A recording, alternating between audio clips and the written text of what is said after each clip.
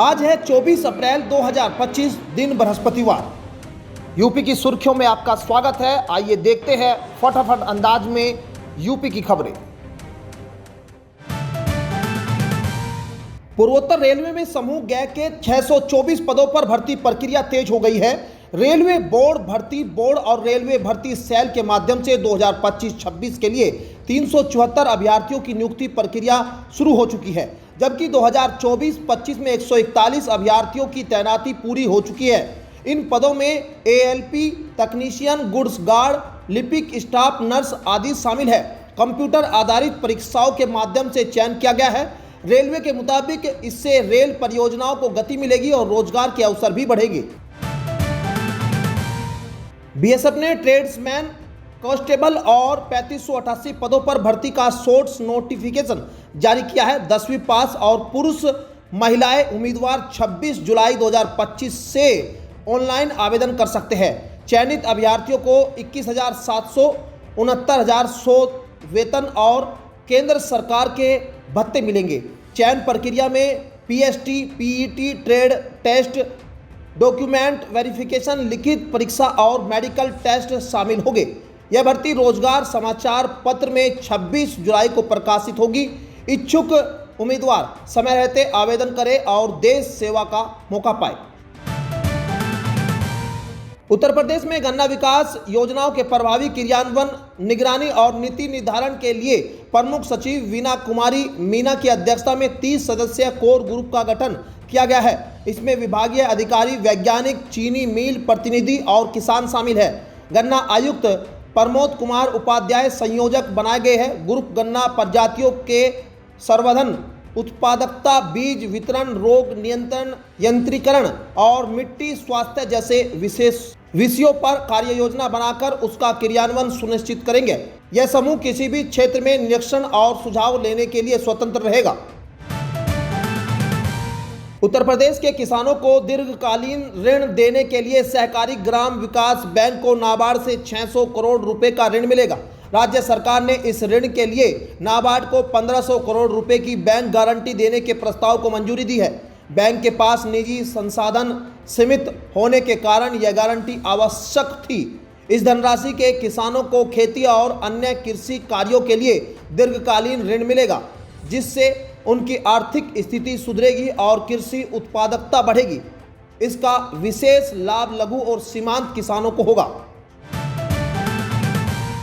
मुख्यमंत्री योगी आदित्यनाथ की अध्यक्षता में हुई कैबिनेट बैठक में पीसीएस जे परीक्षा के पाठ्यक्रम में संशोधन को मंजूरी दी गई है। अब भारतीय दंड संहिता आईपीसी के स्थान पर भारतीय न्याय संहिता समेत अन्य अद्यतन अधिनियमों को पाठ्यक्रम में शामिल किया जाएगा। इसके लिए उत्तर प्रदेश न्यायिक सेवा पश्चिम संशोधन नियमावली 2025 को स्वीकृति दी गई है। साथ ही ऐतिहासिक व प्राचीन अभिलेखों के संरक्षण हेतु लोक अभिलेख अधिनियम के प्रस्ताव को भी मंजूरी दी गई है, जिससे शोध और कानूनी मामलों में अभिलेखीय साक्ष्य उपलब्ध कराना आसान होगा।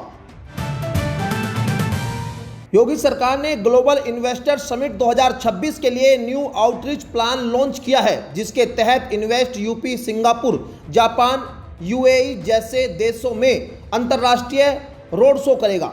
नवंबर 2025 में ग्राउंड ब्रेकिंग सेरेमनी 5.0 के जरिए 5 लाख करोड़ से अधिक के निवेश को धरातल पर लाने का लक्ष्य है।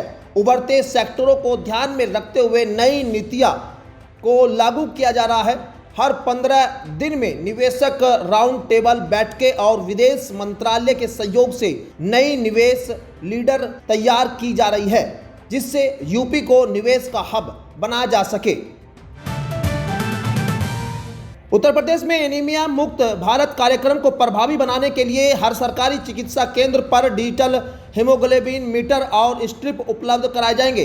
प्रमुख सचिव पार्थ सारथी सेन शर्मा ने निर्देश दिए हैं कि गर्भवती महिलाओं सहित 6 माह से 59 वर्ष तक के आयु वर्ग की प्राथमिकता से जांच की जाए। अभी तक यह सुविधा केवल बड़े अस्पतालों तक सीमित थी, अब आमजन तक पहुंच बनाई जाएगी। बैठक में यूनिसेफ, WHO और अन्य संस्थाएं भी शामिल रही। इससे एनीमिया की समय पर पहचान और उपचार संभव होगा, खासकर महिलाओं और बच्चों में। बरेली में जिला सहकारी बैंक कर्मचारियों की मिलीभगत से किसानों के खाते से किसान सम्मान निधि निकालने की घटना के बाद उत्तर प्रदेश कोऑपरेटिव बैंक ने सभी 50 जिला सहकारी बैंकों को लाभार्थी परक खातों की जांच के निर्देश दिए हैं। प्रबंध निदेशक आर.के. कुलश्रेष्ठ ने कहा है कि डीबीटी के तहत भेजी गई राशि पात्र लाभार्थी को ही मिले, यह सुनिश्चित किया जाए। फरीदपुर शाखा में फर्जी आधार और पैन से निष्क्रिय खातों को सक्रिय कर धनराशि निकाली गई। अन्य शाखाओं में ऐसी अनियमितता न हो, इसके लिए सख्त निरीक्षण किया जाएगा। उत्तर प्रदेश सरकार ने राज्य कर्मचारियों के लिए आवास निर्माण अग्रिम राशि 7.5 लाख से बढ़ाकर 25 लाख और मरम्मत के लिए 10 लाख रुपए कर दी है।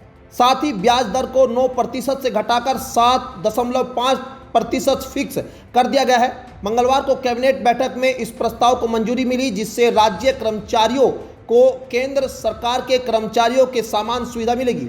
अब कर्मचारी अधिकतम 34 माह के मूल वेतन के बराबर राशि ले सकेंगे। उत्तर प्रदेश सरकार ने आउटसोर्स कर्मचारियों के हित में बड़ा कदम उठाते हुए उत्तर प्रदेश आउटसोर्स सेवा निगम के गठन को मंजूरी दी है। कैबिनेट ब्रीफिंग में मंत्री अनिल राजभर ने बताया कि अब आउटसोर्स कार्मिकों को न्यूनतम 16,000 प्रति माह मानदेय मिलेगा। वेतन हर महीने की 5 तारीख तक दिया जाएगा। भर्तियों में SC, ST, OBC, EWS, दिव्यांग, पूर्व सैनिक और प्रत्यागता महिलाओं को प्राथमिकता दी जाएगी। यह निगम कंपनी एक्ट के तहत गठित होगा और सरकारी विभागों में आउटसोर्स सेवा को पारदर्शी और सशक्त बनाएगा। मेरठ के सिवाया टोल प्लाजा से गुजरने वाले स्थानीय वाहन मालिकों के लिए राहत की खबर है। 10 किलोमीटर के दायरे में रहने वाले वाहन मालिक अगर 10 अगस्त से पहले अपनी गाड़ी का RC और आधार कार्ड टोल ऑफिस में जमा करा देंगे तो फास्टैग से सिर्फ 25 टोल कटेगा। ऐसा न करने पर 115 की पूरी राशि कटेगी।